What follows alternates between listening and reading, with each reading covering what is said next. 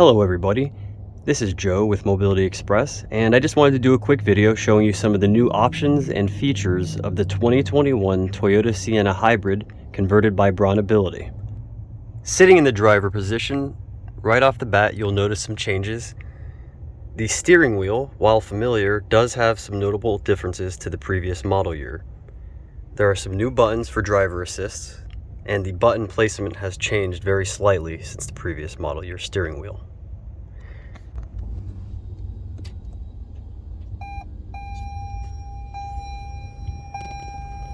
Once you've started up the system, you'll notice the lights on the gauge cluster turn on. The first thing you might notice is that there isn't a traditional tachometer which would show you your RPMs. In its place is a new gauge that shows three categories. There's the charging category, which is active when you are braking or decelerating. The vehicle system actually uses those motions, the deceleration and the braking, to charge the battery. The eco mode is when you only have the throttle depressed slightly. You're only giving it a little bit of throttle. And what this does is it keeps it only in electric mode. It doesn't activate the gas engine. So if you're driving around a parking lot and you're not really accelerating or getting up to highway speeds, you're mostly going to stay in this eco mode where the engine, the combustion engine, doesn't even turn on. Now, when you're going onto a highway or accelerating and getting up to highway speed is when you'll come into this section right here, the power section.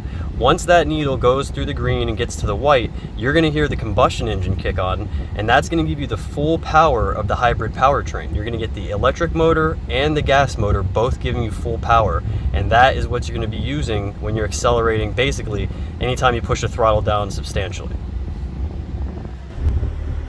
Moving on to the shifter console, you can take a look and see that it's very, very different from the previous model Toyotas that Braun has converted.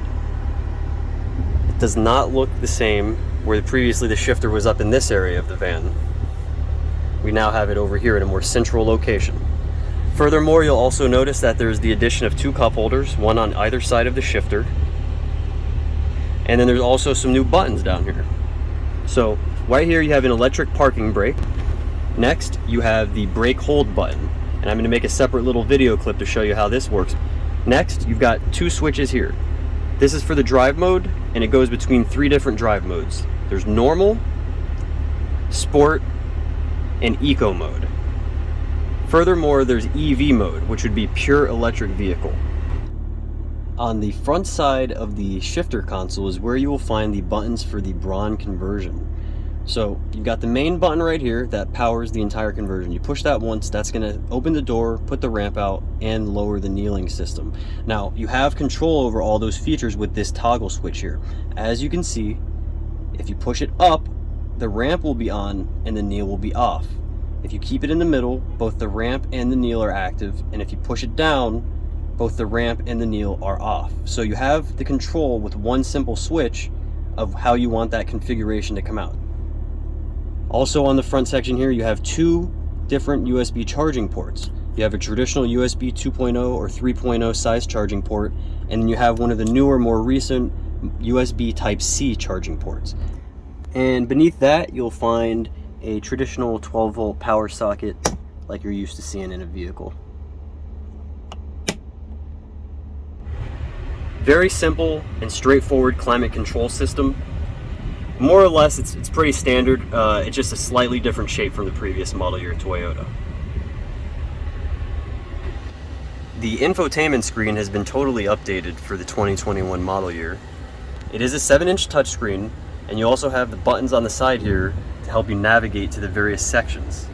So let's go ahead and show you. If you push that, this takes you to something called the energy monitor. And this is pretty cool because this shows you where the power is coming from currently in your vehicle while you're driving it.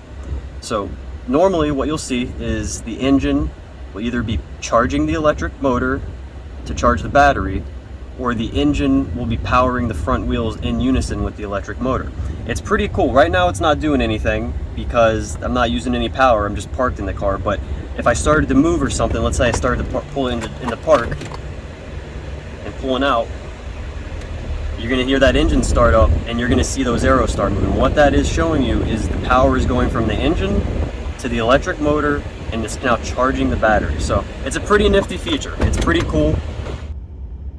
Next up, I want to show you this little panel to the left of the steering wheel.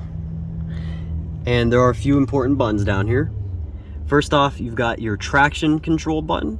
If you want to turn off the traction control, you just push that once. And then again, if you wanted to turn it back on. This button controls your automatic high beams.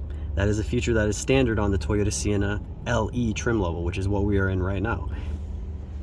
Below that, you have the button to reopen the gas cap, and you have a button that turns off the power sliding door. And then over here, you would have buttons traditionally found up on the gauge cluster, but this is the odometer and trip control button. You can reset your tripometer. And then this is the button that controls the illumination behind the gauge cluster, how bright it is, if you want to turn it up the brightness or turn down the brightness. All right, and finally we have the top panel here. You can see where this is.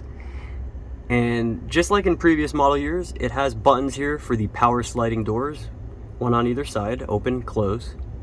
You also have the button that controls whether or not the vehicle lights turn on when the doors open. They're always on, or they don't turn on at all.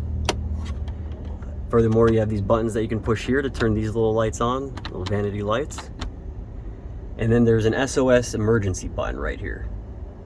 That's if you get into a car wreck or you need some kind of help, you can go ahead and push that and get some help. And then the last thing is the little rear view interior mirror, so you can see the rear of the vehicle. Be sure to check back in with us for more videos in the future. Thanks for watching.